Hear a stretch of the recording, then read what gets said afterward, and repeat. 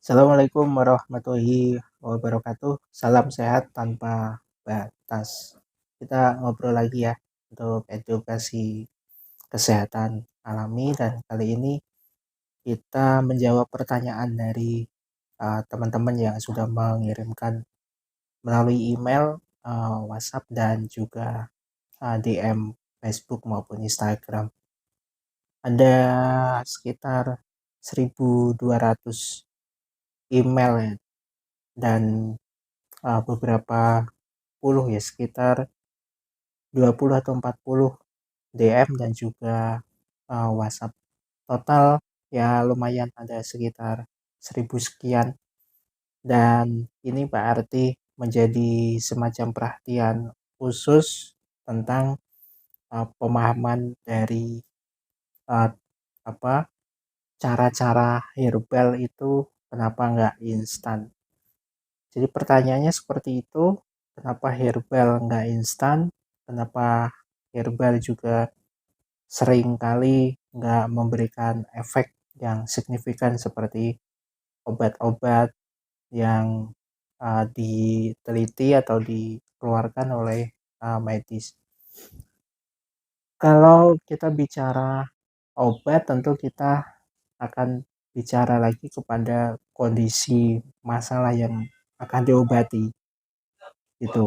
Dan kalau kita bicara kondisi yang akan diobati atau masalah yang dialami, berarti ini berhubungan dengan manusia. Ya, kenapa ini jadi semacam obrolan gitu ya, obrolan hangat isu-isu seperti ini, karena saya kira kita semua melupakan sesuatu bahwa herbal itu pengertiannya adalah pencegahan, dan herbal itu pengertiannya adalah alami. Jadi dua hal ini yang mendasari kenapa cara-cara yang organik, cara-cara yang tradisional, cara-cara herbal ini cenderung dampaknya itu nggak signifikan atau nggak langsung muncul, ya karena mereka untuk penyeimbang, bukan lagi untuk penenang. Nah, kita coba menyoroti sedikit tentang uh, obat kimia atau obat-obat medis. Obat-obat medis itu didesain, dibuat memang untuk yang sifatnya butuh penanganan cepat. Contoh misalnya sesak nafas, kemudian mengalami pingsan, kemudian mengalami lemas. Ini kan membutuhkan pertolongan yang cepat, sehingga uh, pengobatan medis atau peralatan ataupun obat-obatnya itu didesain untuk penenang, untuk mempercepat. Jadi untuk membantu dengan kondisi-kondisi yang darurat. Sedangkan herbal tadi digunakan untuk menjaga keseimbangan secara jangka panjang. Jadi supaya stabil, supaya kondisi-kondisinya itu selalu sehat dalam kondisi-kondisi yang prima terus, dengan metode herbal atau metode alami gitu. Jadi bukan lagi kita bicara kenapa nggak sama ya, karena tujuannya didesain itu berbeda, dan kita tahu bahwa ada hal-hal yang nggak bisa ditangani secara alami, ada juga hal-hal yang nggak bisa ditangani secara medis. Seperti itu. Jadi mereka saling melengkapi. Pengobatan ini nggak salah, nggak ada benar ya namanya pengobatan. Nggak ada juga tadi pertanyaan pemikiran kenapa kok nggak sama, kenapa nggak cepat.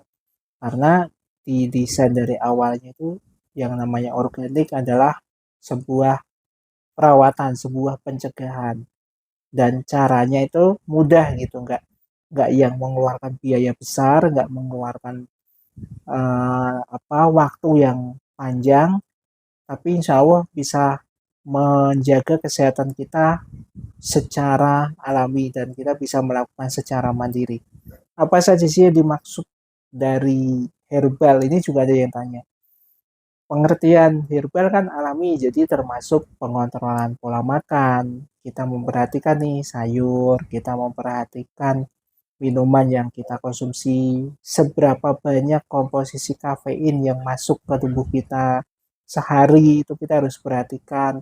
Misalnya usia-usia 18 sampai 65 tahun kita mengonsumsi batasan konsumsi kafein ya, kopi maupun teh ini sehari hanya 2 gelas, sekitar 2 gelas itu sekitar 400 mili untuk apa 2 sendok ya lebih tepatnya, 2 sendok kopi sehari atau juga teh.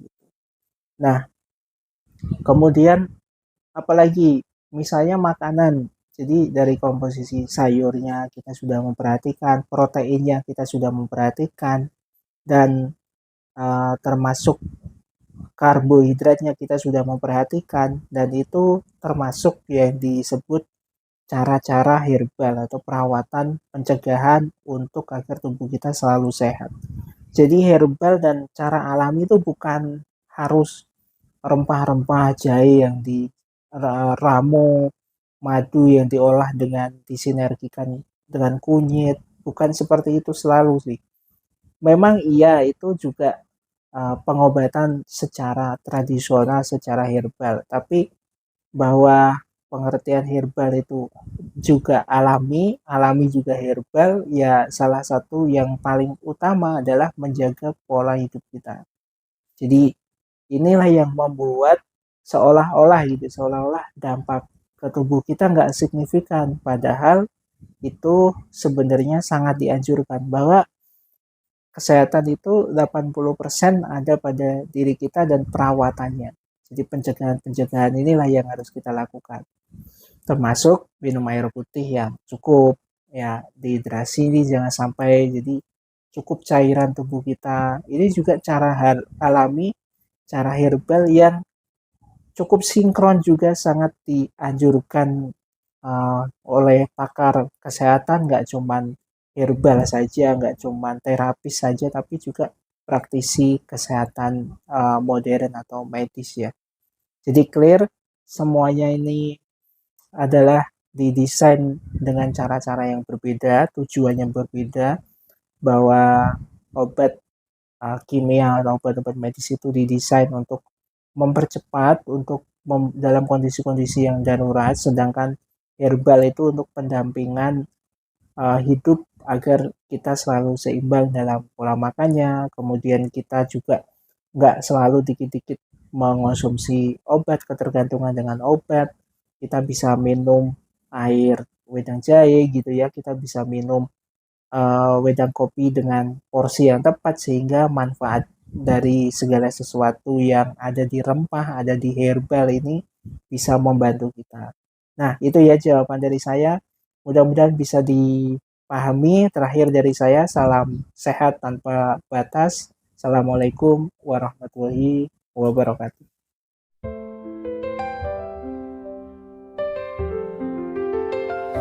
Mulailah hari dengan bismillah, melangkah pasti tanpa lelah. Dalam doa ada kekuatan, hidupkan iman penuh harapan. Langkah cahaya, raih ridhonya, bersama Allah kita bahagia.